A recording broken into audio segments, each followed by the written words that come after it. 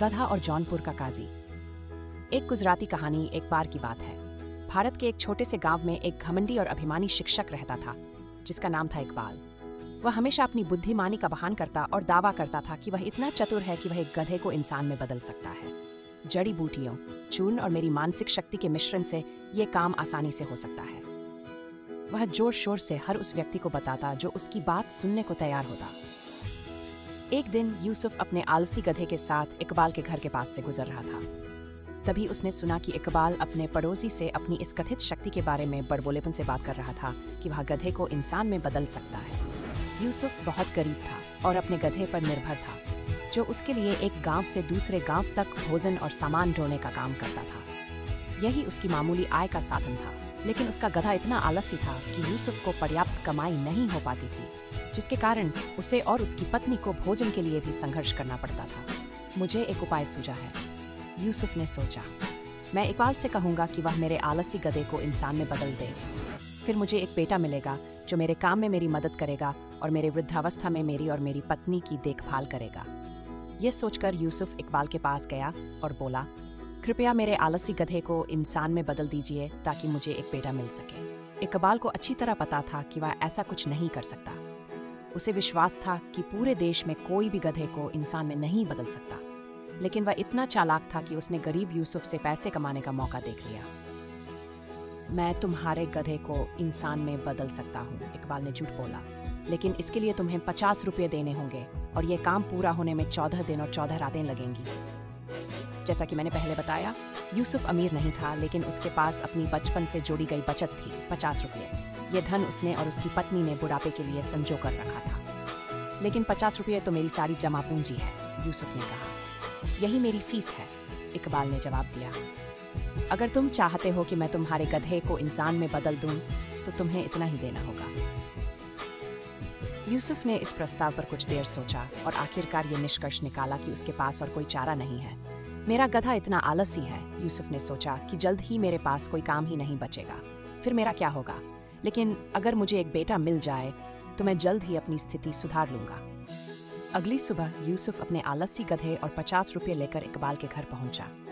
इकबाल ने पैसे और गधा ले लिया और यूसुफ से कहा कि वह 14 दिन बाद अपने बेटे को लेने आए।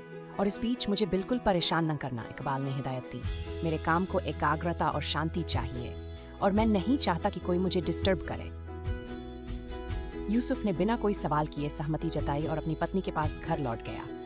वह बहुत घबराया हुआ था क्योंकि अब वह काम नहीं कर सकता था और उसकी सारी बचत भी खत्म हो चुकी थी। लेकिन उसने खुद को तसल्ली दी कि जल्द ही सब ठीक हो जाएगा।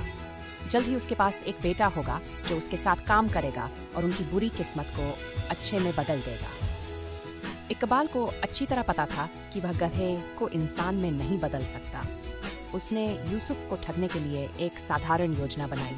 मैं पहले इस गधे को 50 रुपये में बेच दूंगा, उसने सोचा।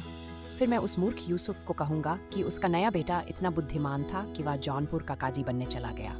इस तरह इकबाल ने गधे को 50 रुपये में बेच दिया और अगले 14 दिनों तक महंगे खाने, मसालों और नए कपड़ों के साथ उत्सव मनाया।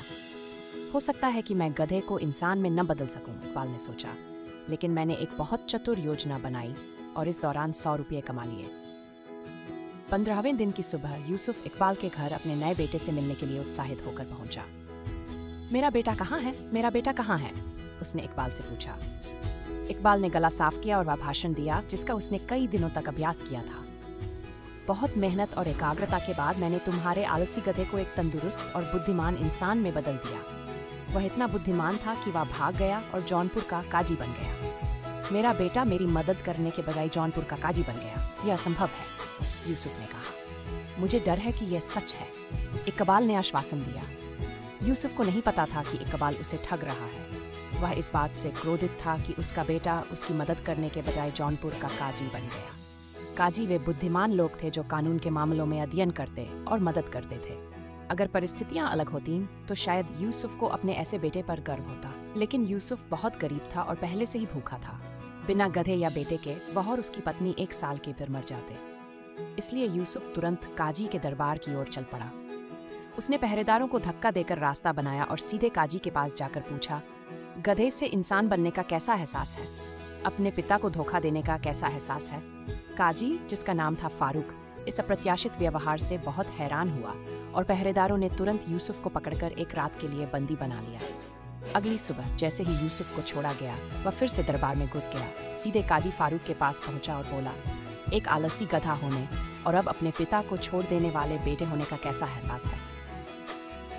काजी फारूक यूसुफ के व्यवहार से पूरी तरह स्तब्ध था, क्योंकि किसी ने पहले कभी उससे इस तरह बात नहीं की थी। लेकिन काजी फारूक धैर्यवान और उदार होने के साथ साथ बुद्धिमान भी था। उसने यूसुफ से पूछा, अगर मैं वाकई में एक गधा था जो तुम्हारा बेटा बना और अब काजी है, तो मैं ऐसा क्या कर सकता हूँ जो तुम्हें छोड़ने की भरपाई कर दे?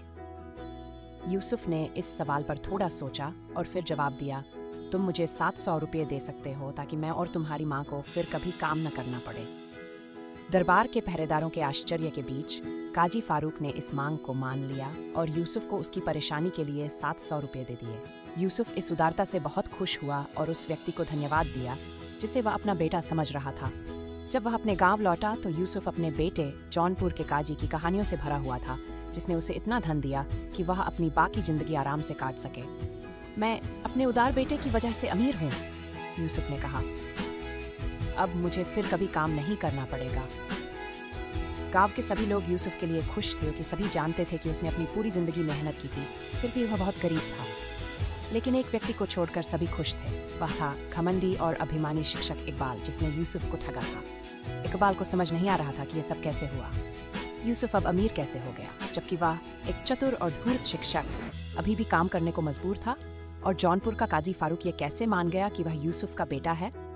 मैं इन बातों को अपनी जिंदगी में कभी नहीं समझ पाऊंगा, इकबाल ने सोचा। लेकिन एक बात मैं निश्चित रूप से जानता हूँ, मैं फिर कभी नहीं कहूँगा कि मैं गधे को इंसान में बदल सकता हूँ। और यही है गधा और जौनपुर के काजी की कहानी। कैसी लगी कमेंट में बताएं। धन्यवाद।